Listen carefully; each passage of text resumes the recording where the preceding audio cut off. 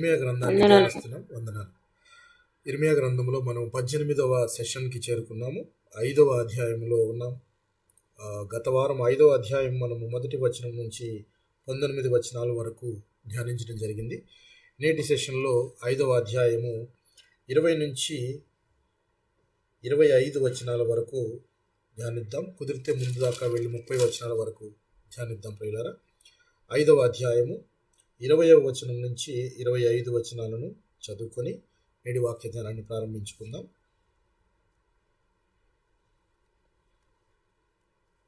ఇర్మియా గ్రంథము 5వ అధ్యాయము 20వ వచనం నుంచి 25 వచనాలను చదువుతున్నాను, గమనించండి. యాకోబు వంశస్థులకు ఈ మాట తెలియజేయుడి, యూదా వంశస్థులకు ఈ సమాచారమును చాటించుడి. కన్నులుండియు చూడకయు, చెవులుండియు వినకయు నున్న వివేకము లేని మూడులారా ఈ మాట వినుడి.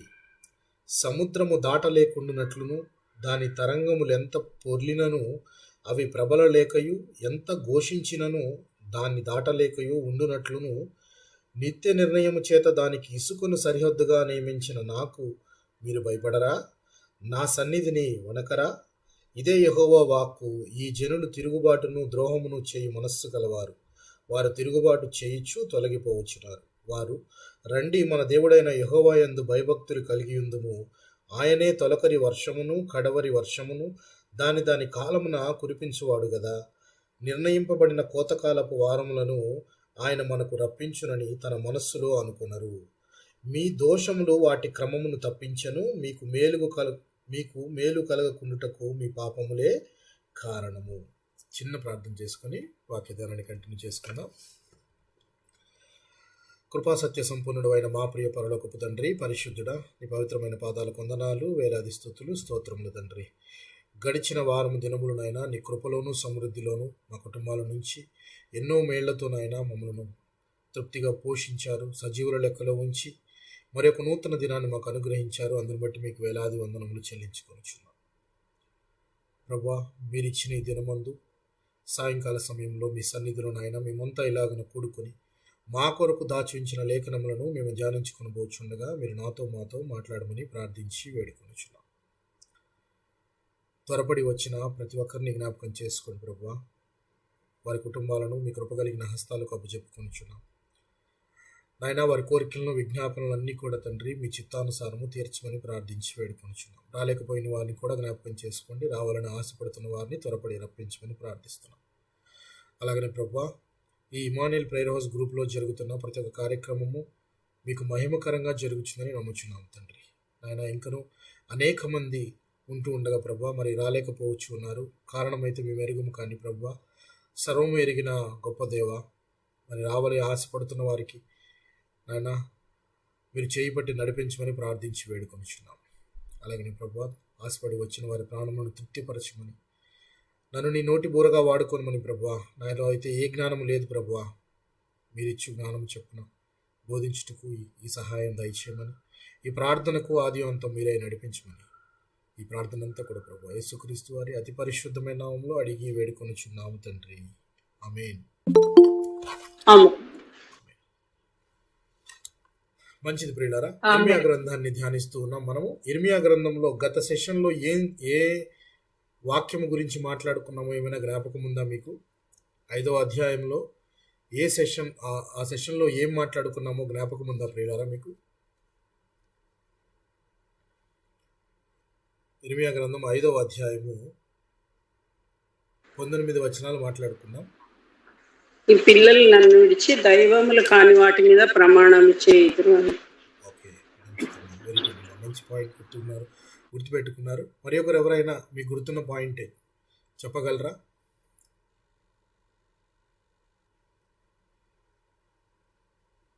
మరి ఒకరు ఎవరైనా ఒక పాయింట్ని చెప్పగలరా? గత వారం మనం ఇర్మియా గ్రంథంలో 5వ అధ్యాయంలోని 19 వచనాలు మాట్లాడుకున్నాము. అందులో వేటి గురించి మనం మాట్లాడుకున్నాము?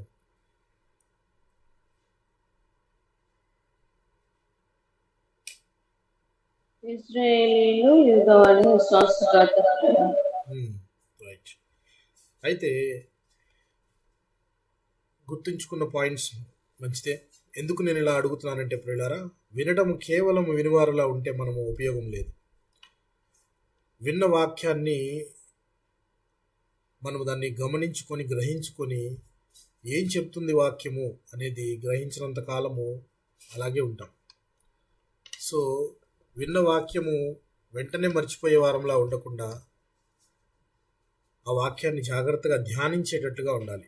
విన్న వాక్యాన్ని మీకు సమయం కుదిరినప్పుడు ధ్యానిస్తే మీకు ఇంకా అనేకమైన ఆలోచనలు రావచ్చు. సో గత వారం మనం మాట్లాడుకున్నాం, యెరూషలేము వీధుల్లో అటు ఇటు తిరుగులాడు చూడు, దాని రాచ వీధుల్లో కూడా విచారణ చెయ్యి, న్యాయముగా నడుచుకున్నవాడు కానీ నీతిని అనుసరించేవాడు ఒక్కడు కూడా లేడు, ఒక్కడున్నా కానీ నేను క్షమించేస్తాను అని దేవుడు అన్న గొప్ప మాటను మనం జ్ఞాపకం పెట్టుకోలేకపోయాం.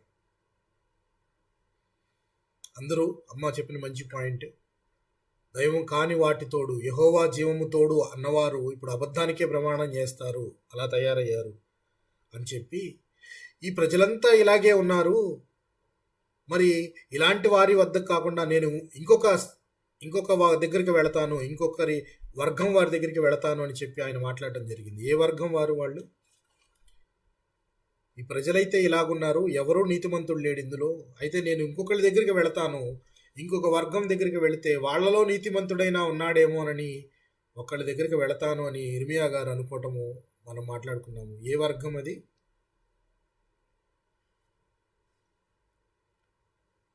భాష రానివారు. భాష రాని వారు కాదు సిస్టర్.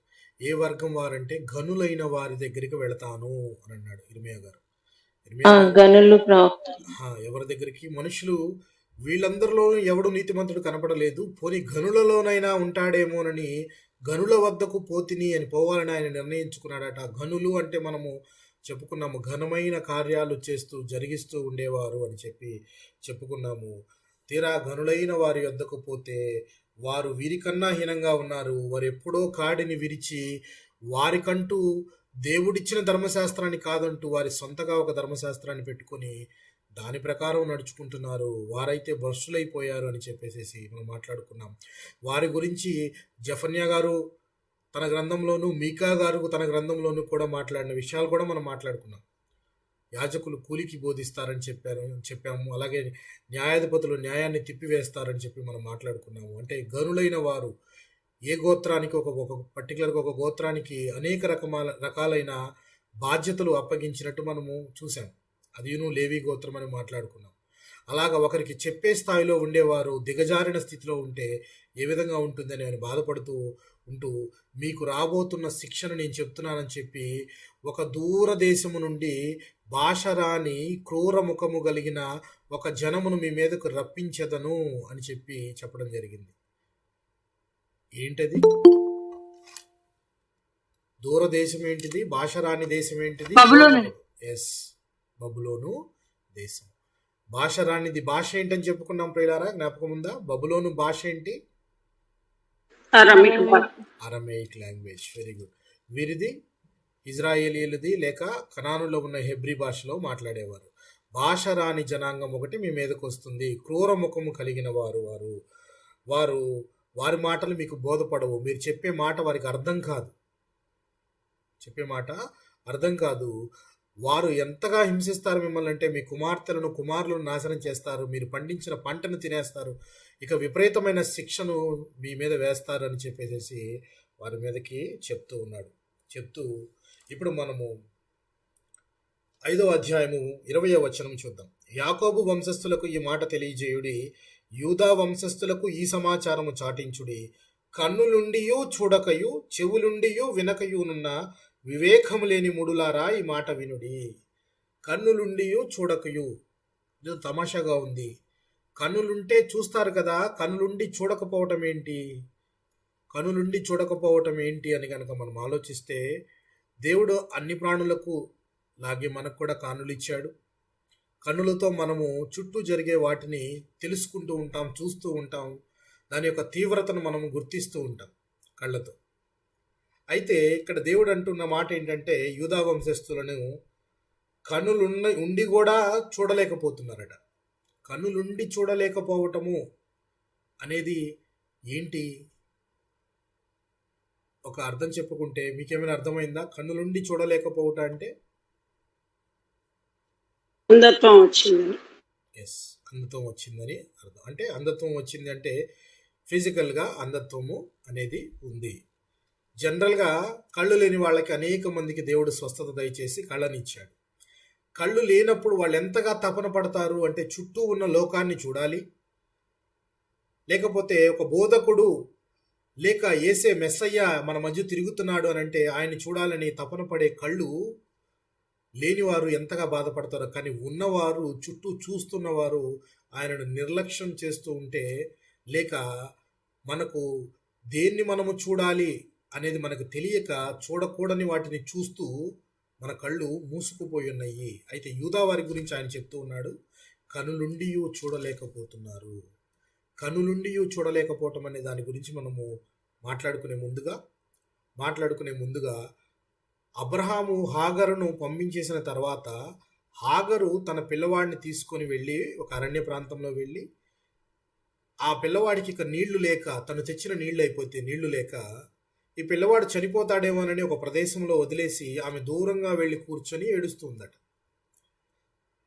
దూరంగా వెళ్ళి కూర్చొని ఏడుస్తూ ఉన్నప్పుడు ఆ పిల్లవాడి మొర దేవుడు ఆలకించి హాగరుతో అన్న మాట ఏంటి? హాగరుతో అన్న మాట జ్ఞాపకం ఉందా? చూచుకున్న దేవుడు ఏంటి సిస్టర్? మా పిల్లవాడు ఏడుపు నేను విన్నాను. వెరీ గుడ్, విన్నాను. ఏమంటున్నాడు చూద్దాం. చూడండి, ఆది కాండం 21వ అధ్యాయము 17వ వచనం చూద్దాం. దేవుడు ఆ చిన్నవాని మొరను వినెను. అప్పుడు దేవుని దూత ఆకాశము నుండి హాగరును పిలిచి, హాగరు, నీకు ఏమి వచ్చినది? భయపడకుము. ఆ చిన్నవాడున్న చోట దేవుడు వాని స్వరము విని ఉన్నాడు. ఆ పిల్లవాడున్న చోట పిల్లవాడి ఏడుపు దేవుడికి వినపడింది. నీవు లేచి ఆ చిన్నవానిని లేవనెత్తి నీ చేత పట్టుకొనుము, వానిని గొప్ప జనముగా చేసిదనని ఆమెతో అనెను అంటూ 19వ వచనాన్ని గమనిద్దాం జాగ్రత్తగా. 19వ వచనంలో ఏమి రాయబడింది ప్రియులారా? చదవగలుగుతారు ఎవరైనా? బైబిల్ ఉంటే ఎవరైనా తీసి చదవండి. అది కాండం మరియు దేవుడు ఆయన కన్నులు తెరిచినందున ఆమె నీళ్ల ఊట చూచి వెళ్లి ఆ తిత్తిని నీళ్లతో నింపి చిన్నవానికి త్రాగనిచ్చాను. దేవుడు ఆమె కన్నులు తెరిచినందున అంటే అప్పటిదాకా ఆమె కళ్ళు మూసుకొని ఉన్నాయని అర్థం. అసలు కళ్ళు లేవనే ఆమెకు అర్థం, లేక ఉన్న కళ్ళు కనబడట్లేదా అని అర్థం.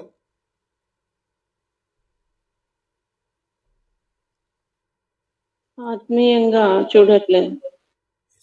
ఇక్కడ మనం ఒకటి మిస్ అవుతున్నాము. ఏంటంటే భౌతికముగా మనకందరికీ కళ్ళున్నాయి, హాగరు కూడా కళ్ళున్నాయి. కానీ ఎప్పుడైతే దేవుడు తన ప్రసన్నతను లేక తన గొప్ప కార్యమును చూపించాలనుకుంటాడో దానికి కంపల్సరిగా కావాల్సింది ఏంటి? భౌతికమైన నేత్రము కాదు. ఏం కావాలి? ఆత్మీయ నేత్రాలు. Very good sister. మనోనేత్రములు తెరవబడాలి. ఆత్మీయ నేత్రాలనేవి మనకు తెరవబడితే తప్ప ఏం కనపడదు? దేవుని మార్గము కనపడదు. Simple statement. ఇక్కడ అప్పటిదాకా ఆమెకి కనపడిన నీళ్లు దేవుని ఒక్క మాటతో నీళ్లు కనపడినాయి. అందుకు క్లియర్గా దేవుడు రాసిన మాట ఏంటంటే, మరియు దేవుడు ఆమె కన్నులు తెరిచినందున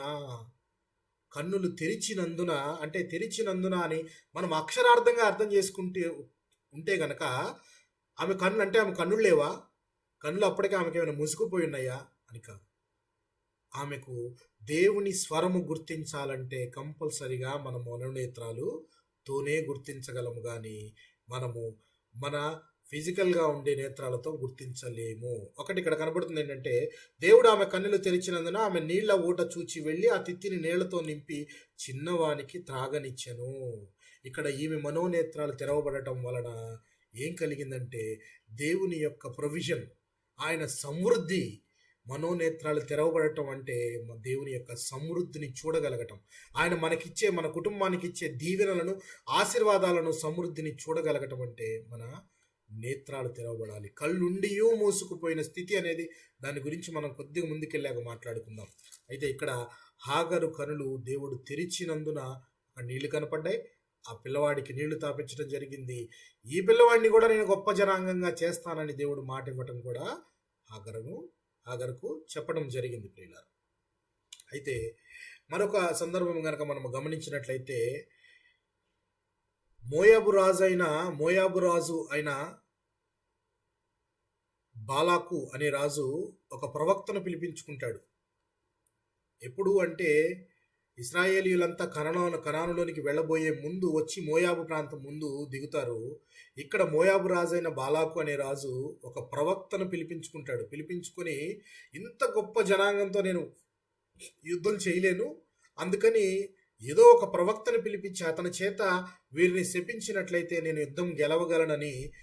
ఆ పిలిపించే ప్రవక్త మామూలుగా వస్తాడో లేదో, ఆయన రమ్మంటే రాడేమో, అందుకని ఆయనకు ఒక బహుమానము ఆశ చూపించితే వస్తాడేమోనని ఒక బహుమానం ఆశ చూపించి ఆయన్ని పిలిపిస్తాడు. ఎవరా ప్రవక్త జ్ఞాపకం ఉందా మీకు? బిలాము. Very good. ఎవరండి? బిలాము అనే ప్రవక్త. ఈ బిలాము అనే ప్రవక్తను పిలవగానే ఆయన చాలా డబ్బుకు బహుమానం వస్తుందేమో అని ఆశపడి తన గాడిదకు గంత కట్టి బయలుదేరాడట. గాడిదకు గంత కట్టి బయలుదేరితే ఈయనకు కనపడని దేవదూత గాడిద కళ్ళకు కనపడిందట. ఎలా? వీళ్ళు వెళుతున్న మార్గంలో గాడిదనెక్కి ఈయన వస్తూ ఉన్నాడు. రాజుగారు పిలిపించారు, రాజుగారు చెప్పిన పని చేస్తే నాకు విపరీతమైన బహుమానం దొరుకుతుంది అని ఈయన గాడిదనెక్కి బయలుదేరాడు. బయలుదేరిన బిలాము వెళుతూ వెళుతూ వెళుతూ ఉండగా దారి మధ్యలో గాడిద ఎదురుగా ఒక దేవదూత ఖడ్గం పట్టుకొని ఉండటం చూచి తన దారిని మళ్ళీ అంటే దారి తప్పి వెళ్ళిపోతుందంట.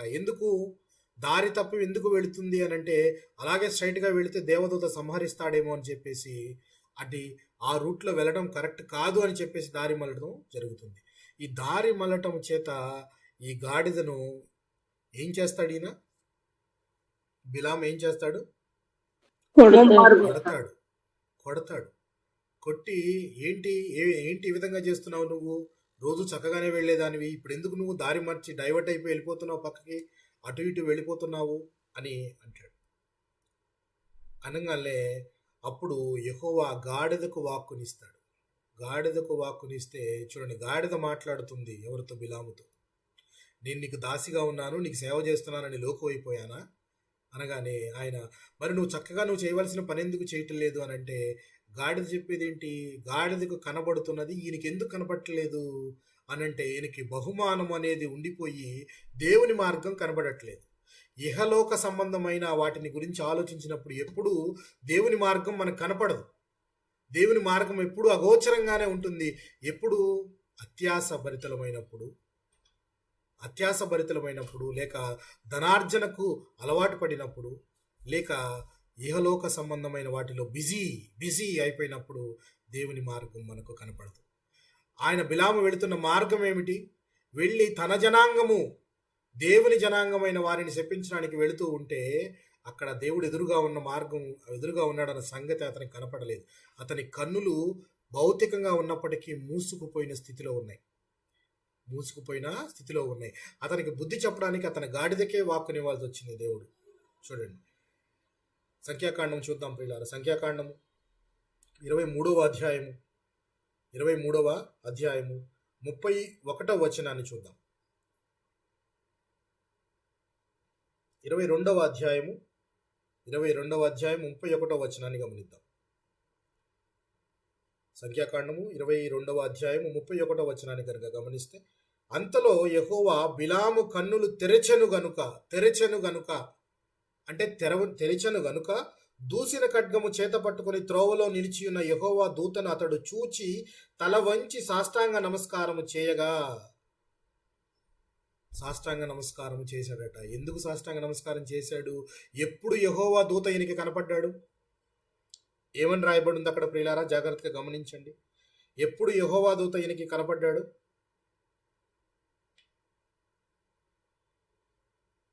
మాట్లాడిన తర్వాత యెహోవా బిలాము దేవుడు ఆయన కన్నులు తెరిచెను గనుక, తెరకపోతే ఆప్షనే లేదు ఇక. అంటే బిలాము కన్నులు దేవుడు తెరిచెను కనుక అంటే అక్కడ ఆయన మనోనేత్రాలు, ఆత్మీయ నేత్రాలు తెరవబడినాయి కాబట్టి దేవుని మార్గము కనపడింది. సో మనోనేత్రాలు తెరవబడతాయి అంటే దేవుని మార్గం మనకు తప్పకుండా కనబడుతుంది. మొదట దేవుని సమృద్ధి కనపడింది, తర్వాత దేవుని మార్గము కనబడుతూ ఉంది. ఇక్కడ దేవుని మార్గము కనపడితే ఆ వ్యక్తి ద్వారా దేవుడు ఏ విధమైన పనులు చేస్తాడో చూద్దాం. 24వ అధ్యాయము, ఇదే సంఖ్యాకాండము 24వ అధ్యాయములో 3వ వచనాన్ని గమనిద్దాం. 3వ వచనాన్ని గమనిద్దాం. సంఖ్యాకాండం 24వ అధ్యాయము 3వ వచనాన్ని గమనిద్దాం. కనుక అతడు ఉపమాన రీతిగా ఇట్లనెను, బేయేరు కుమారుడైన బిలామునకు వచ్చిన దేవోక్తి అని రాయబడి, జాగ్రత్తగా గమనించండి, కింద రాయబడిన వాక్యం ఎంత చక్కగా రాయబడిందో చూడండి. బేయేరు కుమారుడైన బిలామునకు వచ్చిన దేవోక్తి, కన్నులు తెరచిన వానికి వచ్చిన దేవోక్తి, దేవవాక్కులను వినిన వాని వార్త. అతడు పరవశుడై కన్నులు తెరచిన వాడై సర్వశక్తుని దర్శనమును పొందెను. అంటే ఇక్కడ కన్నులు తెరవబడితే ఏం కలుగుతుంది? ఆయనకి ఏం కనబడుతుంది ప్రియులారా? ఇక్కడ దేవుని దర్శనం కనబడుతూ ఉంది, దేవుని సాక్షాత్కారం కనబడుతూ ఉంది. కన్నులు తెరవబడటం వలన దేవుని దర్శనము కనబడుతూ ఉంది. మరియు అక్కడ దేవుని వాక్కు, దేవుడు నీ ద్వారా ఏదైనా చెప్పించాలి అనుకుంటే దేవుని వాక్కు ఎప్పుడు చెప్పించగలడు అని అంటే, నీ మనోనేత్రాలు తెరవబడి దేవుని మార్గాన్ని నువ్వు గుర్తించగలిగినప్పుడు నీ ద్వారా కూడా దేవుని మాటలు పలికించగలడు. దేవుడు తన మాటలను పలికించగలడు. చూడండి, ఆయన రాసిన దేవోక్తిని ఏమి రాశారు చూడండి. కన్నులు తెరచిన వానికి వచ్చిన దేవోక్తి. కన్నులు మూసుకున్నప్పుడు రాదది. ఆ దేవోక్తి రావాలంటే కన్నులు తెరవబడాలి. కన్నులు దేవుడు తెరిచాడు, తెరిచి అతనికి దేవోక్తి ఇస్తున్నాడు, దేవుని దర్శనమును కలగజేస్తూ ఉన్నాడు. కింద కనుక ఫుట్నోట్లో మనం చూస్తే కన్నులు మూసిన వాడై అని రాసి ఉంటుంది చూడండి. ఎవరైనా చూడగలిగితే కన్నులు మూసిన వాడై అని రాయబడి ఉంటుంది. ఇక్కడ కన్నులు తెరిచిన వానికి వచ్చిన దేవోక్తి, దేవవాక్కులను వినిన వాని వార్త. అతడు పరవశుడై కన్నులు తెరిచిన వాడై అన్న దగ్గర ఫుట్నోట్ అనమాట. తెరిచిన వాడై అంటే ఇక్కడ కన్నులు మూసిన వాడై సర్వశక్తుని దర్శనమును పొందారు. అంటే మనోనేత్రములు తెరవబడ్డాయి. తెరవబడిన తర్వాత దేవుని దర్శనమును కలిగిందనమాట. దేవుని దర్శనమును చూడగలిగాడు ఈయన. చూడండి ప్రియులారా, సో దేవుని దర్శనమును చూడగలిగినప్పుడు, అలాగే ఉపమాన రీతిగా బేయేరు కుమారుడైన బిలామునకు వచ్చిన దేవోక్తి అని 24వ అధ్యాయంలోని 16వ వచనంలోనూ కూడా ఉంటుంది. 16వ వచనంలో ఏం గమనించవచ్చు మనం? 15, 16 వచనాల్లో ఉపమాన రీతిగా ఇట్లనే చదవండి. ఉపమాన రీతిగా ఇట్లనెను, బేయేరు కుమారుడైన బిలాముకు వచ్చిన దేవోక్తి, కన్నులు తెరిచిన వానికి వచ్చిన దేవోక్తి. దేవవాక్కులను వినిన వాని వార్త, మహోన్నతుని విద్య నెరిగిన వాని వార్త. అతడు పరవశుడై కన్నులు తెరిచిన వాడై సర్వశక్తుని దర్శనమును పొందెను. ఇక్కడ మీరు చిన్న అర్థం గమనించారా? కన్నులు తెరచిన వానికి అన్న దగ్గర ఫుట్ నోట్లో ఏం రాయబడింది? కన్నులు మూసిన వాడు. ఏంటా డిఫరెన్స్? అర్థమైంది ఎవరికైనా? అంటే దేవుని దర్శనంతో ఆయన భక్తితో మూస్తున్నాడు. భక్తితో అంటే ఇక్కడ రాయబడింది ఏంటంటే కన్నులు తెరచిన వానికి. తెరచిన అంటే ఆత్మీయంగా కన్నులు అతనికి తెరవబడ్డాయి, కానీ దర్శనము కలిగేటప్పుడు మాత్రము కన్నులు మూసుకొని దేవుని దర్శనమును, దేవునికి వచ్చిన దేవోక్తిని ఆయన జాగ్రత్తగా వింటూ ఆలకిస్తూ దాన్ని చెప్తూ ఉన్నాడు. దేవోక్తిని చెప్తూ ఉన్నాడు. దర్శనములు జనరల్గా ఏంటంటే, చాలా మనము అచేతన స్థితిలో ఉన్నప్పుడు, నిద్రపోతున్నప్పుడు దేవుడు మనకు తెలియజేయాల్సిన వాటిని కనులు మూసుకున్నప్పుడు తెలియజేస్తాడు. అయితే ఇక్కడ చేయడం ఈయనకు చూడండి, దేవవాక్కులను వినిన వార్త, మహోన్నతిని విద్య నెరిగిన వాని వార్త. అతడు పరవశుడై కన్నులు తెరిచిన వాడై సర్వశక్తుని దర్శనమును పొందెను. ఇక్కడ కన్నులు తెరవబడటం వల్ల దేవుని దర్శనమును చూడగలము, దేవుని మార్గాన్ని చూడగలము. దేవుని మాటలు నీ ద్వారా పలకబడాలి అని అంటే నీ నేత్రాలు కంపల్సరీగా తెరవబడాలి, మనోనేత్రాలు తెరవబడాలి అని చెప్పి. అయితే యేసుక్రీస్తు వారు మరణించి తిరిగి పునరుత్థానుడై లేచిన తరువాత మనకి లూకాసు వార్తలో ఎమ్మాయి మార్గంలో ఒక ఇద్దరు వ్యక్తులు మాట్లాడుకునే మాటలు మనం గమనించవచ్చు. జ్ఞాపకం ఉందా మీకు?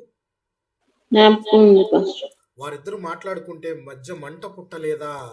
వాక్యము, ఏ ఇద్దరు విశ్వాసులైనా కానీ వాక్యం గురించి మాట్లాడుకుంటున్నా, వాక్యంలోని అంశాలను మాట్లాడుకుంటున్నా మంట పుడుతుందట. మంట పుట్టడము అనంటే ఒక రకమైన తృష్ణ, వాక్యం పట్ల ధ్యాస, వాక్యం పట్ల ఆసక్తి కలుగుతుందట. సో ఆ ఎమ్మాయి మార్గంలో ఇద్దరు వ్యక్తులు వెళుతున్న సందర్భాన్ని కనుక మనము ఒకసారి జ్ఞాపకం చేసుకుంటే, వారు దేవుడు కనపడినా కానీ గుర్తించలేని స్థితిలో ఉన్నారు అని మనం చూద్దాం. చూడండి లూకాసు వార్త చిట్ట చివరి అధ్యాయం 24వ అధ్యాయంలో 13, 14, 15 వచనాలను చూద్దాం.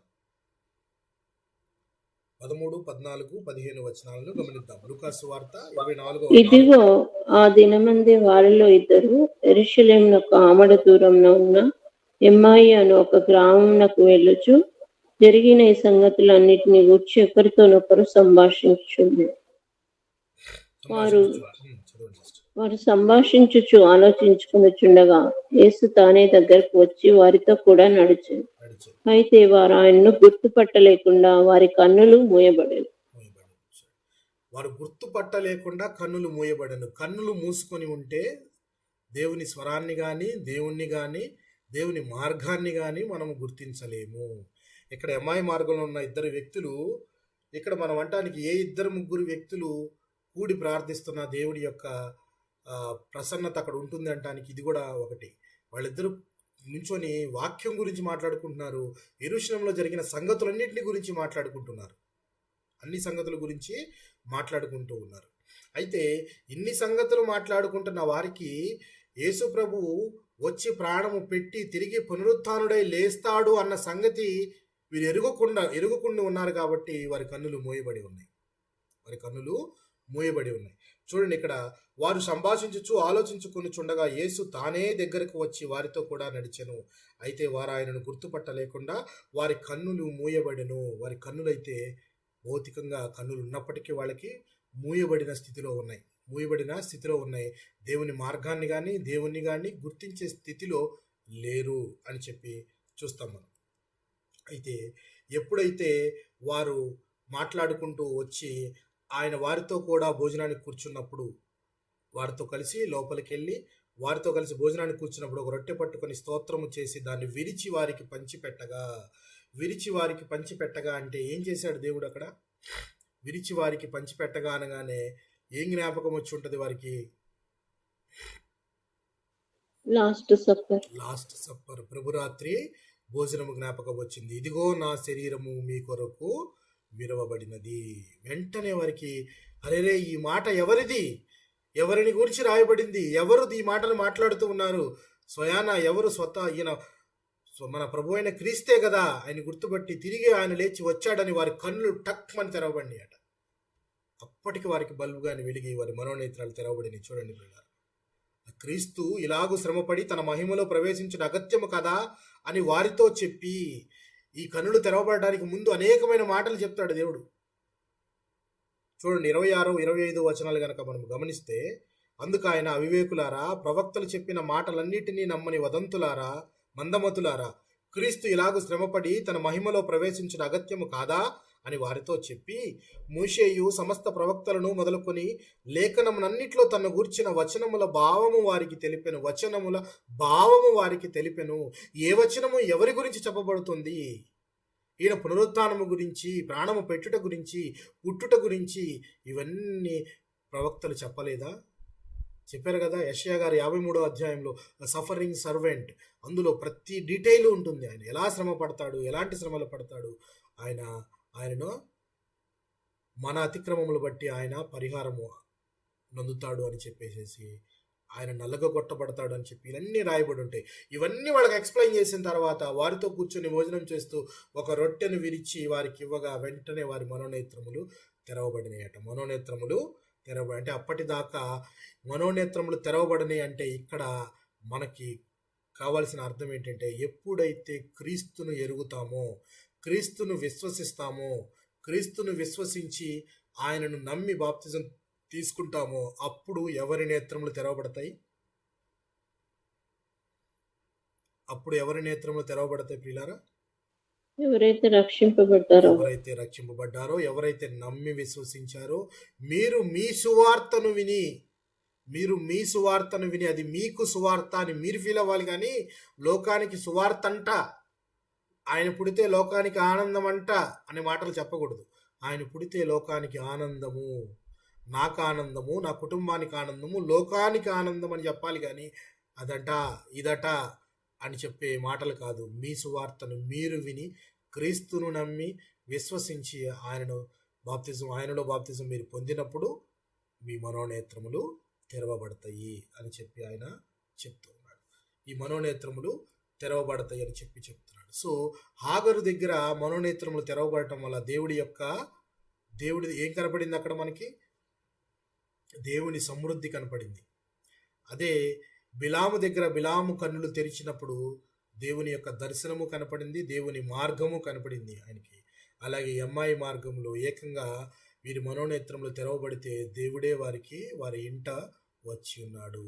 అంటే మీ మనోనేత్రములు తెరవబడినప్పుడు దేవుడు మన ఇంట వచ్చి మన ఆతిథ్యము స్వీకరించేవాడుగా ఉంటున్నాడు అని చెప్పి మనము తెలుసుకుంటున్నాం ప్రియులారా. అయితే ఇక్కడ మనం తెలుసుకోవాల్సింది ఏంటంటే,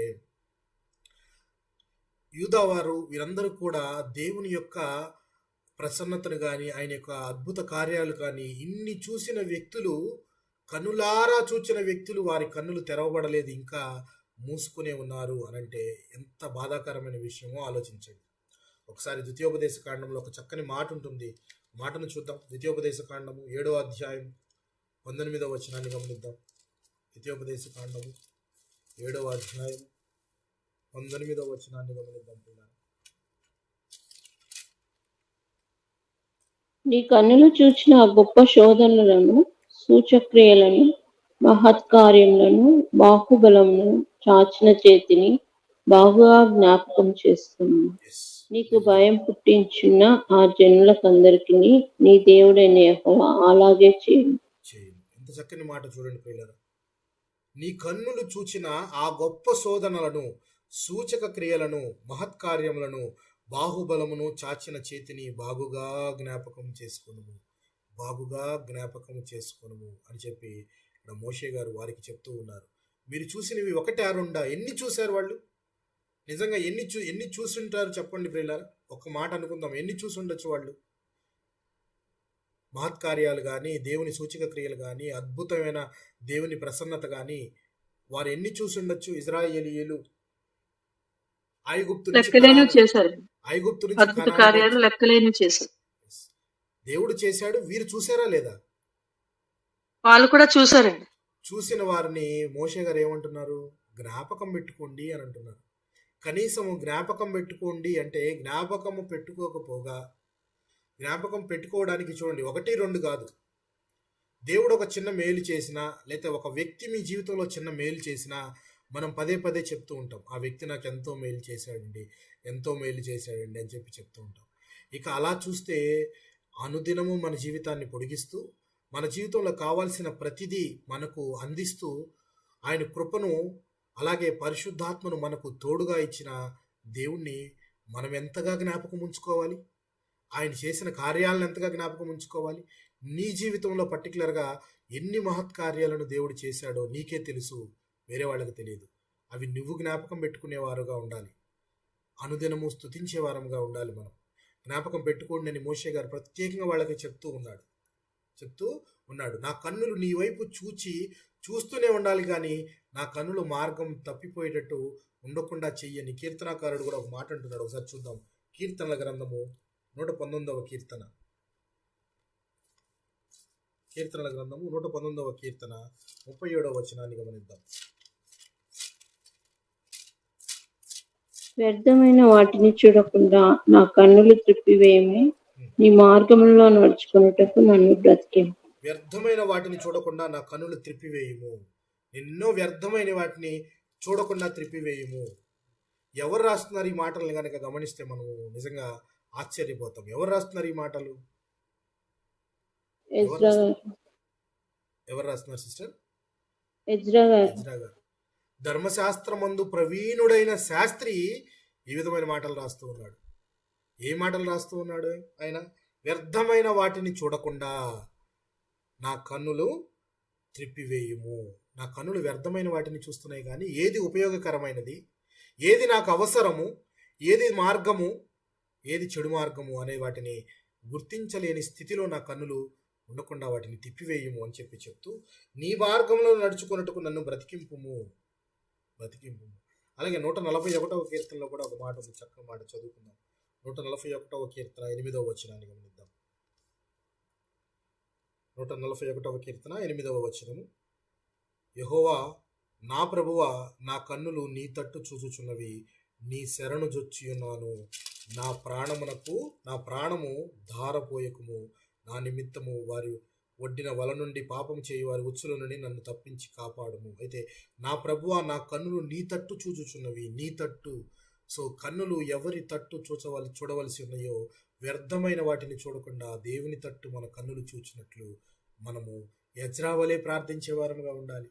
అనుదినము మనకు లోకంలో అనేకమైనవి కనపడతాయి. వ్యర్థమైన వాటిని చూడకుండా నేను దేవుని వైపు కనులెత్తి చూడగలిగినట్లు, ఆయన మార్గంలో చూడగలిగినట్లు నాకు ఉండాలి. అయితే ఇందాక మనం మాట్లాడుకున్నాం, మనం ఏంటంటే కనులుండి చూడలేకపోవటాన్ని ఏమంటారు అనంటే స్పిరిచువల్ బ్లైండ్నెస్. ఏమంటారు దీన్ని? ఆత్మీయ అంధత్వము అంటారు. అంటే భౌతికముగా కళ్ళు ఉన్నప్పటికీ స్పిరిచువల్ బ్లైండ్నెస్ అంటారు.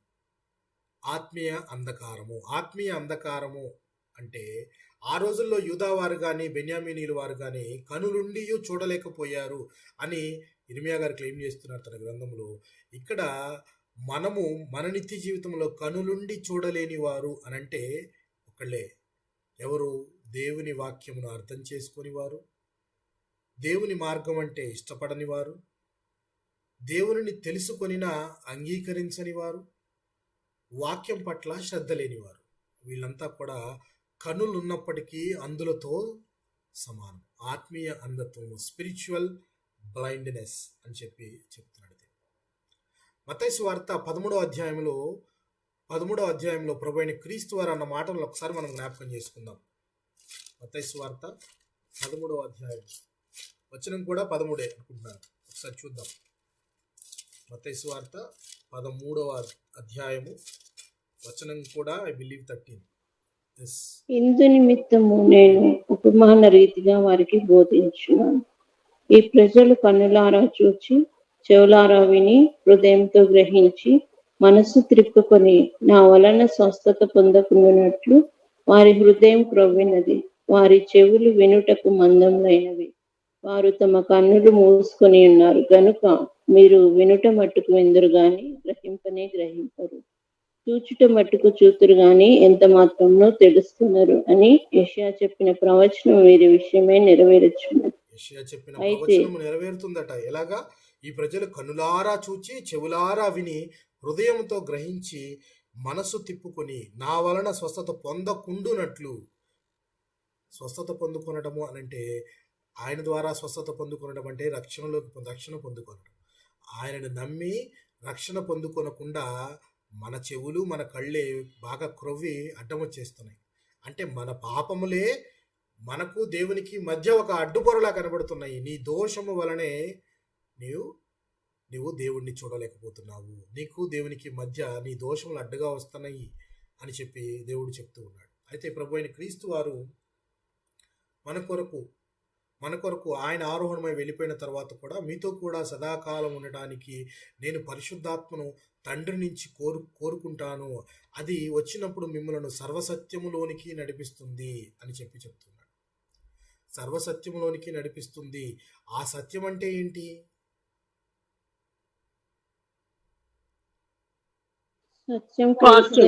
వాక్యం. దేవుని వాక్యమే సత్యం. నీ వాక్యమే సత్యము. అంటే దేవుని వాక్యములోనికి మిమ్మల్ని ఇప్పటిదాకా నేను గైడ్ చేశాను. ఇప్పటిదాకా నేను భూలోకంలో ఉండి మీకు అనేకమైన ఉపమానాలు చెప్పాను, ఇన్ని చేశాను. అయితే నేను వెళ్ళిపోయిన తర్వాత కూడా మీతో ఉండడానికి నేను తండ్రిని కోరుకుంటాను, పరిశుద్ధాత్మను మీకు తోడుగా ఉంచమని. అది వచ్చినప్పుడు ఎలా ఉంటుంది? అది మీలో ఉండి మీలో చేరి మిమ్మల్ని ఎక్కడికి తీసుకెళ్తుంది? వాక్యం వైపుకు తీసుకుని వెళుతుంది. వాక్యం వైపుకు పరిశుద్ధాత్మ నిన్ను తీసుకొని వెళ్ళాలి అని అంటే ముందు నువ్వు పరిశుద్ధాత్మను తీసుకోవాలి కదా, పొందుకోవాలి కదా. పొందుకోవడానికే మనస్సు నీకు ఒప్పుకొనకపోతే పరిశుద్ధాత్మ నిన్ను ఎలా తీసుకుని వెళుతుంది? సర్వసత్యంలోనికి, అంటే దేవుని మార్గంలోనికి, దేవుని వాక్యంలోనికి నేను రాను అని కూర్చుంటే ఎవరైనా తీసుకెళ్ళగలరా? తీసుకెళ్ళలేరు.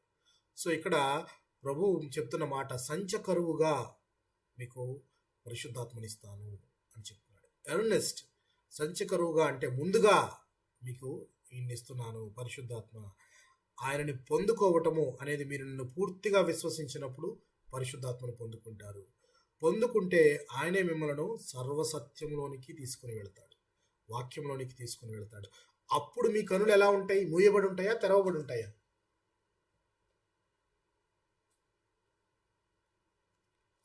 అప్పుడు ఎలా ఉంటాయి కళ్ళు? తెరవబడి ఉంటాయి. వెరీ గుడ్, తెరవబడి ఉంటాయి. కన్నులు తెరవబడాలంటే క్రీస్తుని విశ్వసించి రక్షణలోకి నడవాల్సిందే. నడిస్తేనే ఆత్మీయ నేత్రాలు తెరవబడి పరిశుద్ధాత్మ మిమ్మల్ని నడిపించే అవకాశం దొరుకుతుంది. పరిశుద్ధాత్మను మిమ్మల్ని నడిపించే అవకాశం దొరుకుతుంది. యోహాను సువార్తలో మాట కూడా చదువుకుందాం. యోహాను సువార్త 14వ అధ్యాయం 15 నుంచి 17 వచనాలు చూద్దాం. 15 నుంచి 17 వచనాలను చూద్దాం.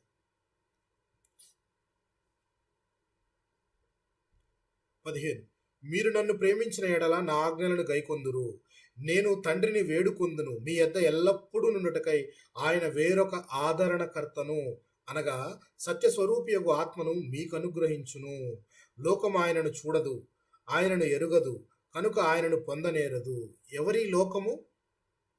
లోకం ఆయనను చూడదట, ఆయనను ఎరగదట, ఆయనను పొందనేరదట. ఎవరు వీళ్ళు? ఎవరు పొందలేరు, ఎవరు చూడలేరు, ఎవరు గ్రహించలేరు?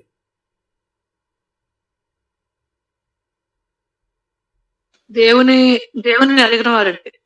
ఎవరిని గ్రహించలేరంటే ఇప్పుడు మనం మాట్లాడుకునే వారే. ఎవరి కన్నులు మూసుకొని ఉంటాయో చూసారా, వాళ్ళు ఆత్మీయ నేత్రాలు తెరవకుండా, దేవుణ్ణి అంగీకరించకుండా, వాక్యం అంటే శ్రద్ధ లేకుండా ఉండేవాళ్ళు ఉంటారు కదా. ఒక ప్రత్యేకమైన వర్గం కన్నులు మూసుకుపోయి ఉంటాయి, వారు గ్రహించలేరు. వారు ఒక లోకం. ఎందుకంటే లోకం తీరు అలా ఉంది, ఈ లోకమే అలా ఉంది. ఆ లోకం దాన్ని గ్రహించదు. పరిశుద్ధాత్మ ఉన్నాడన్న సంగతిని కూడా చాలా మంది ఒప్పుకోరు. దాన్ని ఏమంటారు? లోకం ఆయనను చూడదు, ఆయనను ఎరుగదు, కనుక ఆయనను పొందనేరదు. లోకం పొందనేరదు, కానీ మీరు ఆయనను ఎరుగుదురు. ఎవరు మీరు? చూసారా, ఎవరు మీరు అంటే ఎవరి గురించి చెప్తున్నారంటే దేవుడు ఎవరైతే నన్ను ప్రేమిస్తారో వారు ఎరుగుతారు. ప్రేమించినంత మాత్రాన్ని ఎరుగుతారా అంటే, ప్రేమిస్తే నా ఆజ్ఞలను గైకొంటారు కదా మీరు. నా ఆజ్ఞలను గైకొంటే బాప్తిజం పొందుతారు కదా మీరు, రక్షణలోకి నడుపుతారు కదా మీరు. అప్పుడు మీరు పరిశుద్ధాత్మను ఎరుగుతారు. మీరు నన్ను నిజంగా ప్రేమిస్తే నా ఆజ్ఞలు గైకొనండి. నా ఆజ్ఞలు గైకొంటే మీరు పరిశుద్ధాత్మను పొందుకుంటారు. ఆయన మిమ్మల్ని సర్వసత్యంలోకి నడిపిస్తాడు. అప్పుడు ఆయనను మీరు ఎరుగుదురు. నిజంగా ఎంత గొప్ప సదవకాశము మనకి దేవుడు కల్పించాడో చూడండి. ఎరగగలిగేది, లోకం ఎరగనిది మనం ఎరగగలుగుతున్నాం. అవునా కాదా? ఒక క్రైస్తవుడు గొప్పగా గర్వంగా చెప్పుకోగలిగింది, ఎరగగలుగుతున్నాము, పరిశుద్ధాత్మను మనం ఎరుగుతున్నాము. అది లోకం ఎరగలేకపోతుంది, లోకానికి తెలియట్లేదు. చూడండి, ఆయన మీతో కూడా నివసించును, మీలో ఉండును, మిమ్మును అనాథలుగా విడువను, మీ యొద్దకు వత్తును. కొంతకాలమైన తర్వాత లోకము నన్ను మరి ఎన్నడూ చూడదు. అయితే మీరు నన్ను చూతురు, నేను జీవించుచున్నాను గనుక మీరును జీవింతురు. ఆ పరిశుద్ధాత్మ మిమ్మల్ని విడిచిపోదు. మీ మనోనేత్రములను తెరిపించి సర్వసత్యములోనికి మిమ్మల్ని తీసుకుని వెళ్తా. అంటే సర్వసత్యము అంటే వాక్యములోనికి మిమ్మల్ని తీసుకొని వెళుతుంది అని చెప్తుంది. అయితే ప్రియులారా, ఇక్కడ మనం ఇర్మియా గ్రంథంలో ఉన్న వ్యక్తులను కనుక మనం గమనిస్తే, వీరి కన్నులు మూసుకొని ఉన్నాయి. అంటే కన్నులు ఉన్నా కానీ చూడలేకపోతున్నారు. ఆత్మీయ అంధత్వం వీరికి కలిగింది అని చెప్పి రాయబడింది. అయితే ఈ మాటను యెషయా గారు తన గ్రంథంలో ఎంత చక్కగా రాశారో, ఈ మాటను మీరు చదివారో లేదో కానీ ఇన్నాళ్ళు ఒకసారి చదవండి. చదివిన తర్వాత మీరు చెప్పండి, ఈ మాటను మేము చదివాము అని చెప్పేసి. 59వ అధ్యాయము 14వ వచనము చూద్దాం. 59వ అధ్యాయము 14వ వచనాన్ని గమనిద్దాం. యెషయా గ్రంథము 59వ అధ్యాయం. న్యాయమునకు ఆటంకం కలుగుచున్నది, నీతి దూరంలో నిలుచున్నది, సత్యము సంత వీధిలో పడి ఉన్నది, ధర్మము లోపల ప్రవేశింపనేరు. సత్యము లేకపోయెను, చెడుతనము విసర్జించువాడు దోచబడుచున్నాడు. న్యాయం జరగకపోవట యెహోవా చూచెను, అది ఆయన దృష్టికి ప్రతికూలమై ఉండేది. చూసారా? చదివారా ఈ వచనం? ఎప్పుడైనా ఈ వచనం తారసపడిందా? చదివాం కానీ ఇందులో ఆత్మీయ అర్థం గుర్తెరగదు. ఎస్, ఇక్కడ చూడండి, చూస్తే ఏమని మాట్లాడుతున్నా అంటే, న్యాయమునకు ఆటంకము కలుగుచున్నది, నీతి దూరముగా నిలుచుచున్నది, సత్యము ఎక్కడుందట? సంత వీధిలో పడి ఉన్నది. సత్యం అంటే వాక్యం, వాక్యం ఇప్పుడు సంత వీధిలో పడి ఉన్నదట. అంటే వాక్యము అనే దాని యొక్క విలువ సంత వీధుల్లో పడిపోయి ఉన్నది. సంత వీధిలో అంటే, సంత వీధి అంటే ఏంటి ఇప్పుడు చెప్పండి? సంత వీధి అంటే సంతలో ఏం జరుగుతుంది జనరల్గా? వ్యాపారం, బిజినెస్. బిజినెస్ జరుగుతూ ఉంటుంది. వ్యాపారం, అమ్మటము, కొనటము. సంతలో దొరికేది అంటే చాలా చీప్ అయిన వస్తువుగా ఉంటుందా లేకపోతే కాస్ట్లీగా ఉంటుందా? జనరల్గా సాటర్డేస్ ఇక్కడ ఆదివారాలు, హైదరాబాద్లో సాటర్డేస్, ఎవ్రీ సాటర్డే ఏదో ఒక ప్రాంతంలో కూరగాయలు సంత పెడతారు, దాన్ని సంత అంటారు. అక్కడ వెళితే అక్కడ చాలా రకాలైన కొట్లు ఉంటాయి. కూరగాయలతో పాటు చిన్న చిన్న వస్తువులు కొనుక్కునే బళ్ళు ఉంటాయి. అక్కడ ఏ వస్తువు అయినా 10 రూపాయలే, లేకపోతే ఏ వస్తువు అయినా 20 రూపాయలే. దాన్ని ఏదో అంటారు, హరేక్ మాల్ అంటారు. ఆ బండి మీద ఏ వస్తువు అయినా 100 రూపాయలే. జనరల్గా దాన్ని ఆశపడితే కొనుక్కుంటూ ఉంటారు. చాలామంది వెళ్ళి 100 రూపాయలేగా ఏ వస్తువు అయినా కానీ అని చెప్పి వెతుక్కొని మరి అవసరం లేకపోయినా వస్తువులు కొనేసుకుంటూ ఉంటారు. అవునా కాదా? సో సంతలో దొరికేది ఎలా ఉంటుందట? ఎంత చీప్గా ఉంటుంది? చాలా తక్కువగా ఉంటుంది. అంటే దేవుని వాక్యానికి విలువ అంతగా తగ్గిపోతుందట. తగ్గిపోయి అమ్మకానికి దొరుకుతుంది. అమ్మకానికి దొరుకుతుందంటే దాని విలువ అంత ఇదిగా పడిపోయి సత్యము సంత వీధిలో పడిపోతుందట. సంత వీధిలో పడిపోతే ధర్మము ఇంకా లోపలికి ప్రవేశింపనేరదు. సత్యమే లేకపోయానంటే దేవుని వాక్యము కరువైపోతుందట, ఇక ఉండదు. ఎందుకనంటే సంత వీధిలో దొరికే వాక్యం ఎలా ఉంది అంటే ఈ రోజున పరిస్థితి వాక్యముగా లేదు.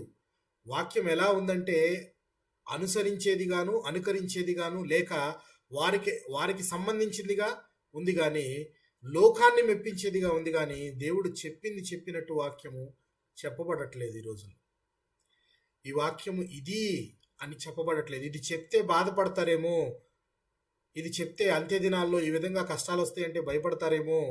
చాలామంది బాప్తిజం తీసుకుంటే, ఒక్క విషయం చెప్పండి, బాప్తిజం తీసుకున్న తర్వాత నీ స్థితిగతులు ఏమైనా మారతాయా?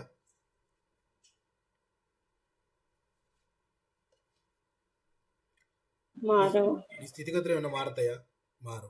చాలామంది చెప్పే పాయింట్ ఏంటంటే, నీవు అత్యున్నతంగా సంపాదించాలో లేకపోతే బహుగా నువ్వు వృద్ధి పొందాలంటే బాప్తిజం తీసుకోవాలి అని. అసలు బాప్తిజం అర్థమే వేరు. దాన్ని దీంతో జోడించి చెప్తూ ఉంటారు. ఏమని? మీరు మంచి సంపాదనలోకి చూడండి, ఆ పక్కింటి వాళ్ళకి మొన్నే బాప్తిజం ఇచ్చాము, చూడండి ఇప్పుడు ఎంత హ్యాపీగా ఎంతగా సంపాదించుకుంటూ ఉంటున్నారు. ఏ స్థితిలో ఉంటావో బాప్తిజం తీసుకున్న స్థితి మారదు, గతి మారదు. మారాల్సింది స్థితి కాదు, నీ యొక్క పరిస్థితి, అంటే నీ యొక్క మనోగతి మారాలి. దేవుని పట్ల నీ ఉద్దేశం మారాలి. ఈ లోకం పట్ల నీ చూపు మారాలి. ఇది శాశ్వతం కాదు. ఇది ఇక్కడ నువ్వు అన్ని కోటలు కట్టుకోవడానికి సంపాదించుకుంది దాచిపెట్టుకోవడానికి ఇది కాదు ప్రియులారా. దేవుని మార్గం ఏది అని ఎతకాలి మనం. ఆ ఎతికే దారిలోనే బాప్తిస్మం అనేది మనకు దొరికిన చివరి ఒక మునిగిపోతున్న వాడికి ఒక నదిలో మునిగిపోతున్న వాడికి చిన్న తాడు దొరికింది అనుకోండి, అది పట్టుకొని పైకి వస్తాడా లేదా? చిన్న తాడు దొరికితే పట్టుకొని పైకి వస్తాడా లేదా? అక్కడ చిన్న వేరు మొక్క దొరికినా కానీ అతను పట్టుకొని పైకి రావడానికే ప్రయత్నిస్తాడు. పాపములో కొట్టుమిట్టాడుతున్న మనకి నిజంగా దేవుడిచ్చిన గొప్ప వరము బాప్తిస్మం. ఎందుకనంటే అది మనం కష్టపడి సంపాదించింది కాదు, దేవుడు కృపతో ఇచ్చింది. తీసుకోండి. ఇక నేనిస్తే తప్పితే మీ దగ్గర అంత అర్హత లేదు, మీరు నన్ను మెప్పించి నా మార్గంలోకి వచ్చి తీసుకునేంత ఔదార్యము మీ దగ్గర లేదు. అందుకని నేనే మీ మీద జాలిపడి మీకు కృపతో ఇస్తున్నాను, తీసుకోండి అని చెప్పేసి దేవుడు చివరిగా ఇచ్చింది కాదు. అది పట్టుకొని మనం బాప్తిస్మంలో నుంచి మనము దేవుని యొక్క నిత్య రాజ్యంలోకి వెళ్ళగలిగిన అవకాశం పొందుకుంటున్నాం తప్పితే మనం చేసే పనులు బట్టి లేదు ప్రియులారా. అయితే చూడండి, ఇక్కడ సత్యం ఎలా ఉందట? సంత వీధిలో పడిపోయినది, ధర్మము లోపల ప్రవేశింపనేరదు. సత్యము లేకపోయినో చెడుతనము విసర్జించువాడు దోచబడుచున్నాడు. న్యాయము జరగకపోవట యెహోవా చూచెను, అది ఆయన దృష్టికి ప్రతికూలమై ఉండెను. ఆ విధమైన జరుగుతుందని చెప్తున్నాడు. అయితే ఇదే 59వ వచనంలో 4-5 వచనాలు కనుక గమనించినట్లయితే 4-5 వచనాలని గమనిస్తే, నీతిని బట్టి ఎవడనూ సాక్ష్యము పలకడు, సత్యమును బట్టి ఎవడనూ వ్యాజ్యమాడడు. చూడండి, సత్యమును బట్టి ఎవడూ వ్యాజ్యమాడడట. వ్యాజ్యం ఆడాలి అని అంటే, ఒకరి తరపున వ్యాజ్యం ఆడాలి అంటే వాడి తరపున సత్యం ఉండాలి. కానీ వాడి తరపున డబ్బు ఉంటే చాలు, ఈ రోజున వాడి తరపున వాదించేస్తున్నారు. అంటే సత్యము అమ్ముడు పోతూ ఉన్నది అని చెప్పి అక్కడ రాయబడి ఉంది. అక్కడ అమ్మకానికి అంటే న్యాయము త్రిప్పివేయబడుచున్నది. ముందు ముందు కాలంలో సత్యం వైపున నుంచునేవారు చాలా తక్కువ మంది ఉంటారు అని చెప్తూ, సత్యమును బట్టి ఎవడనూ వ్యాజ్యమాడడు, అందుకు వ్యర్థమైనది అందరూ వ్యర్థమైన దానిని నమ్ముకుని మోసపు మాటలు పలుకుదురు. చెడుగును గర్భము ధరించి పాపమును కందురు. వారు మిడునాగుల గుడ్లను పొదుగుదురు, సాలెపురుగు వలను వేయుదురు, ఆ గుడ్లు తినువాడు చచ్చును. వాటిలో ఒక దానిని ఎవడైనను త్రొక్కిన ఎడల విషసర్పము పుట్టును. విషసర్పము పుట్టును. పాపం ఎంత భయంకరమైనదో చూడండి పిల్లలు. సత్యాన్ని విసర్జించి చెడు అనే గర్భాన్ని ధరిస్తే, చెడు అనే గర్భం ధరిస్తే పుట్టేది చెడే అవుతుంది, కానీ మంచి ఎలా అవుతుంది? చెడు అనే గర్భం నుంచి వచ్చేది పాపమును కంటుందట. అది మిడునాగుల గుడ్లను పొదుగుతుంది. అంటే సాతాను సంబంధిత వ్యక్తుల గురించి చెప్తూ ఉంటుంది. ఎందుకు ఈ మాటలు యెషయా గారు చెప్తూ ఉన్నారంటే, ఇవన్నీ జరుగుతూ ఉండటం వలనే యాక్చువల్గా మీరు చేసిన పాపాలే మీకు దేవునికి మధ్య అడ్డుతెరగా ఉంటున్నాయి. లేకపోతే రక్షింపనేరకు ఉండినట్లు ఆయన చెయ్యేం కురచ కాలేదు, అలాగే విననేరకు ఉండినట్లు ఆయన చెవులేమి మందం కాలేదు. ఇప్పుడు జనుల గురించి మనం మాట్లాడుకుంటున్నాము. ఎవరి కన్నులైతే మూయబడున్నాయో, అంటే కన్నులు ఉండి కూడా చూడలేకపోతున్నారు, చెవులుండి కూడా వినలేకపోతున్నారు. అలాగా దేవుడు కాదు, అలా దేవుడు ఉండట్లేదు. అలా దేవుడు ఉండడానికి కారణం ఏంటంటే కేవలము మన క్రియలు అడ్డం వస్తూ ఉన్నాయి దేవునికి మనకి. 59వ అధ్యాయము 1-3 వచనాలు గమనిస్తే చూడండి, రక్షింపనేరక ఉండినట్లు యెహోవా హస్తము కురచా కాలేదు, విననేరక ఉండినట్లు ఆయన చెవులు మందము కాలేదు. మీ దోషములు మీకును మీ దేవునికి అడ్డముగా వచ్చెను, మీ పాపములు ఆయన ముఖమును మరుగుపరచెను కనుక ఆయన ఆలకింపకున్నాడు. ఆయన ఎందుకు ఆలకించట్లేదు అని అంటే, మీ పాపములు అడ్డు వస్తున్నాయి అని చెప్తూ ఉన్నాడు. అందుకే ఇర్మియా గ్రంథం మనం ఇందాక చదువుకున్న వచనాలు 5వ అధ్యాయంలో మనం 25వ వచనాన్ని కనుక గమనించినట్లయితే, మీకు మేలు కలగకుండుటకు మీ పాపములే కారణము. మీకు ఎందుకు మేలు కలగట్లేదు అని అంటే దానికి మీ పాపాలే కారణం తప్పితే దేవుడు కాదు. దేవుడు ఇవ్వలేనంత తక్కువ హృదయస్థుడు కాదు, ఆయన చెయ్యంత కురచా కాదు. అంటే కురచా అని ఎందుకు అన్నారంటే, ఇంత పెద్ద ప్రపంచానికి ఇంతమందికి ఇవ్వగలడా అనంటే, సృష్టించిన వాడే ఆయన, సృష్టికర్త ఆయన అయినప్పుడు ఆయన ఎంతమందికైనా ఎన్నైనా ఇవ్వగలడు. అలాంటి వ్యక్తిని చెయ్యి కొరచయిందని మనం అనుకోకూడదని, అలాగే ఆయన కృప మన మీద లేదు అని మనం రాంగ్గా అర్థం చేసుకుంటామేమోనని చెప్తున్న మాట యెషయా గారు. మీరు చేసిన పాపాలే మీకు దేవునికి ఒక అడ్డుగోడలా ఉంటున్నాయి అని చెప్తూ, పరిస్థితులు సమాజంలో ఎలా ఉంటాయో చెప్తూ ఆయన చెప్తున్నాడు అనమాట. నీతిని బట్టి ఎవడునూ సాక్ష్యము పలుకడు. నీతి అవసరం లేదు. సత్యమును బట్టి ఎవడునూ వాద్యమాడడు. అంటే ఇది కరెక్ట్, ఇది సత్యము, దానివైపు నుంచుంటాం అనేవాళ్ళు చాలా తక్కువగా ఉంటారు. అలాంటి పరిస్థితులు గురించి ఆయన చెప్తూ ఈయన మాట్లాడుతూ ఉన్నాడు ప్రియులారా. సో ప్రకాశము కొరకు ఎదురు చూస్తున్నారు కానీ అంధకారంలోనే నడుస్తున్నారు.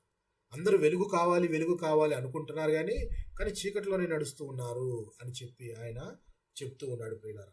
సో ఇట్లాగా కన్నులు ఉండి కూడా చూడలేకపోవటం అనేది దేని కింద చెప్తారంటే స్పిరిచువల్ బ్లైండ్నెస్, ఆత్మీయ అంధత్వము కలిగి ఉన్నారు అని మనము చెప్పుకున్నాం. అయితే ఈ 5వ అధ్యాయంలో మనం ముందుకెళ్దాం ప్రియులారా. కనులుండియు చూడకయు, చెవులుండియు వినకయు నున్న వివేకం లేని మూఢులారా, ఈ మాట వినుడి, సముద్రము దాటలేకుండునట్లు. చూసారా, ఆయన గుర్తు చేస్తూ ఉన్నాడు ఏమని, నేను సృష్టికర్తను అని చెప్తూ, అంత గొప్ప సముద్రానికి కూడా ఒక హద్దు ఏర్పరచగలిగిన నేను సముద్రానికి ఒక హద్దును ఏర్పరిచాను, ఆకాశాన్ని భూమిని సృజించాను, అలాగే ఆకాశ సైన్య సమూహమును నేను పెట్టాను. ఇన్ని సృజించిన నాకు మీరు భయపడరా అని దేవుడు ప్రశ్నిస్తూ ఉన్నాడు. దేవుని ప్రేమించాలి, అట్లాగే దేవుని ఎడల భయభక్తులు అనేది మనము మన జీవితాల్లో కలిగి ఉండాలి. ఇక్కడ ఇశ్రాయేలులలో లోపించినది అదే. భయము లేకుండా వారు విచ్చలవిడితనంతో దేవుణ్ణి విసర్జించి ఉన్నారు. ఆయన అంటూ ఉన్నాడు, సముద్రం ఎంత ఘోషించినా కానీ, అలలు ఎంత ఎగిసిపడినా కానీ తీరానికి వచ్చి మరలా వెనక్కి వెళ్తాయి. దానికి నేను హద్దుగా ఏం ఏర్పాటు చేశానంటున్నాడు దేవుడు. సముద్రానికి హద్దుగా ఏం ఏర్పాటు చేశానని చెప్తున్నాడు.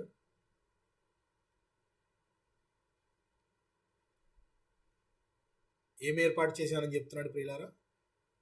నిత్య నిర్ణయం నిత్య నిర్ణయం చేత సముద్రానికి అడ్డుగా ఇసుకని ఏర్పరిచాడట. చూడండి, చదవండి క్లియర్గా. నిత్య నిర్ణయం చేత దాని ఇసుకను సరిహద్దుగా నియమించిన, ఇసుకను సరిహద్దుగా పెట్టి దేవుడు సముద్రాన్ని సృష్టించాడు. అంటే చూడండి, అంత పెద్ద సముద్రము ఆ ఇసుక అనే గోడను తాకి మళ్ళీ వెనక్కి వెళ్ళిపోవాలి. దాని హద్దది, అది దాటి రాకూడదు. సో అంటే నేను అంత అద్భుతమైన సృష్టి కలుగజేసిన దేవుడిని నాకు మీరు భయపడరా? యెహోవా సన్నిధిలో మనము మౌనముగా ఉండవాలని.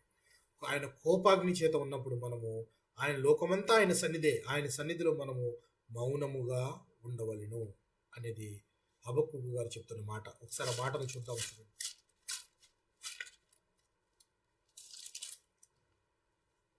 హబక్కూకు గ్రంథము 2వ అధ్యాయం 20వ వచనాన్ని చూద్దాం. హబక్కూకు గ్రంథము 2వ అధ్యాయం 20వ వచనాన్ని గమనిద్దాం. చదవండి ప్రియులారా, ఎవరో తీసుకున్నారంటే. హబక్కూకు గ్రంథము 2వ అధ్యాయం 20వ వచనం చూద్దాం. అయితే యెహోవా తన పరిశుద్ధాలయంలో ఉన్నాడు, ఆయన సన్నిధిని లోకమంతయు మౌనంగా ఉండునుగా. మౌనముగా ఉండునుగాక. ఎలా ఉండాలి? లోకమంతా ఆయన సన్నిధట, ఆయన సన్నిధిలో మనము మౌనముగా ఉండవలెను అని చెప్పి ఇక్కడ రాయబడుతుంది. అలాగే జకర్యా గ్రంథము 2వ అధ్యాయం 13వ వచనాన్ని కూడా గమనిద్దాం ప్రియులారా. జకర్యా గ్రంథము 2వ అధ్యాయము 13వ వచనాన్ని కనుక మనము గమనించినట్లయితే, సకల జనులారా, యెహోవా తన పరిశుద్ధమైన నివాసము విడిచి వచ్చుచున్నాడు, ఆయన సన్నిధిని మౌనులయుండుడి, ఆయన సన్నిధిని మౌనులయుండుడి అని చెప్పి హబక్కూకు గారు, జకర్యా గారు ఇద్దరు మనకి చెప్తున్నారు. అయితే ఇర్మియా గ్రంథంలో దేవుడు అంటున్న మాట ఏంటి ప్రియులారా?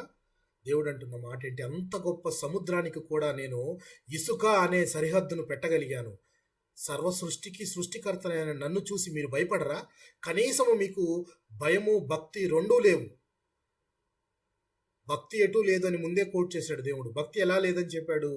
మీ కన్నులు ఉన్నప్పటికీ మూసుకుపోయి ఉన్నాయి, చెవులు ఉన్నప్పటికీ వినలేని స్థితిలో ఉన్నారు. ఆత్మీయ అంధత్వంలో ఉన్న మీకు కనీసం భయం కూడా లేదే. భక్తి ఎటూ లేదు, భయం కూడా లేదు. దేవుడు అంటున్నమాట, కనీసం భయపడరా అని చెప్పి చెప్తున్నాడు. ఇక రాబో ఉగ్రతను ఆయన డిక్లేర్ చేస్తూ చెప్తున్నాడు. ఇంతకుముందు వచనంలోనే మనము మాట్లాడుకున్న మాటలు ఏంటి ప్రియులారా? ఆయన రాబోతున్న ఉగ్రతను క్లియర్గా చెప్తున్నాడు. ఏమని? భాష రాని జనమును, క్రూర ముఖము కలిగిన జనమును భూ దిగంతముల నుండి ఎక్కడి నుంచో తీసుకొని వస్తాను మీ మీదకి. వారు క్రూర ముఖము కలిగిన వారు. వారు ఎలాంటి వారట? క్రూర ముఖము కలిగిన వారు. వారు నీ కుమార్తెలను కుమారులను విడిచిపెట్టరు, మొత్తాన్ని సర్వనాశనం చేస్తారు. అలాంటి వారికి మిమ్మల్ని నేను అప్పగిస్తున్నాను. ఎందుకు అనగానే రీజన్ కూడా చెప్తున్నాడు దేవుడు. మీ స్వదేశంలో మీరు అన్య దేవతలను కొలిచినందున మీరు అన్య దేశములో అన్యులను కొలిచెదరు అని చెప్పి దేవుడు క్లియర్ స్టేట్మెంట్ ఇస్తున్నాడు. మీకు ఒక స్వదేశం ఇచ్చా నేను, అందులో మీరు అన్య దేవతలను కొలిచారు, అందుకనే మీరు అన్యులకు అప్పగించబడి అన్యులను కొలిచెదరు, వారికి మ్రొక్కెదరు. బబులోను రాజుకు మ్రొక్కాలి వీళ్ళు. మ్రొక్కపోతే ఎలాగా? భాష రాదు ఆయనకి. ఆయన మాట్లాడేది అరాము భాష, వీళ్ళు మాట్లాడేది హెబ్రీ భాష. ఈయన మాట్లాడే మాటలు ఆయనకు అర్థం కావు, ఆయన మాటలు ఈయనకి అర్థం కావు. ఏదైనా అడిగితే 4 కొడతాడే తప్పితే ఆయన కనికరించడు. అంత క్రూరముఖం కలిగిన వారికి మిమ్మల్ని అప్పగిస్తున్నాను. ఈ మాట నేను ఇప్పుడు చెప్పట్లేదు. ఈ మాట నేను ఇర్మియా గారి ద్వారా ఇప్పుడు చెప్పట్లా, నేను జకర్యా గారి ద్వారా ఇప్పుడు చెప్పట్లా, జఫన్యా గారితో నేను ఇప్పుడు చెప్పలేదు, మీకా గారితో ఇప్పుడు మాట్లాడించలేదు. నేను మీ అందరికీ గ్రంథం ఇచ్చాడే, మీ అందరికీ గ్రంథం ఇచ్చాడు కదా. ఎవరైనా మోషే గారి కాలంలోనే మోషే చేతే నేను మాట్లాడించాను ఇది. మీరు కనాను దేశం వెళ్ళి నన్ను త్యజించిన ఎడల భూదిగంతముల నుండి ఒక జనాంగాన్ని మీ మీదకు తీసుకొని వస్తానని ద్వితీయోపదేశ కాండంలో మోషే ద్వారా దేవుడు మాట్లాడించాడు. నేను ఇప్పుడు చెప్తున్నది కాదు ఇది, మీకు పదే పదే పదే పదే చెప్తూ వస్తూనే ఉన్నాను. ప్రతి ప్రవక్త వచ్చి చెప్పిన మాట ఇదే. మీరు ప్రవక్తన మాట లెక్క చేయలేదు, మీ చెవులు మూసుకొని పోయి కన్నులు ఉన్నా కానీ చూడలేని స్థితిలో ఆత్మీయ అంధత్వంలో స్పిరిచువల్ బ్లైండ్నెస్ అనేది మీకు కలిగింది. కావున మీరు ఎవ్వరిని లెక్క చేయకుండా ఉన్నారు. మీరు నాకు కూడా భయపడరా అని దేవుడు ఈ రోజున ప్రశ్నిస్తున్నాడు. దేవుని పట్ల మనకి భక్తి ఎంత ఉండాలో భయము కూడా ఉండాలి. గ్రాంటెడ్గా తీసుకోకూడదు. ఆయన సన్నిధిని మనము మౌనులై ఉండాలి అని చెప్పి ఆయన చెప్తూ ఉన్నాడు. చూడండి ప్రియులారా, చివరిగా ఒక మాట చదువుకొని మనం ముగించుకుందాం. మీకు మేలు కలుగకుండుటకు మీ పాపములే కారణము. నా జనులలో దుష్టులున్నారు, పక్షుల వేటకాండ్రు, పొంచి ఉన్నట్లు వారు పొంచి ఉందరు, వారు బోనులు పెట్టుదురు, మనుష్యులను పట్టుకొందురు, పంజరములు పెట్టెలతో నిండి ఉన్నట్లు వారి ఇండ్లు కపటములతో నిండి ఉన్నవి. చివరిగా ఆయన అంటున్న మాట, దాని చేతనే వారు గొప్పవారును ఐశ్వర్యవంతులను అగుదురు, వారు క్రొవ్వి బలిసి ఉన్నారు. ఎలా ఉన్నారట? క్రొవ్వి బలిసి ఉన్నారు. బాగా క్రొవ్వి బలిస్తే ఏమవుతుందంటే ఏదైనా చిన్న దెబ్బ కొట్టినా వంటికి తెలియదు. చెవులు మందంగా అయిపోతే వస్తున్న మాట వినపడదు. కనులకు మందం కలిగితే వస్తున్నది చూస్తూ జరుగుతున్నది ఏంటో కూడా తెలియదు ప్రియులారా.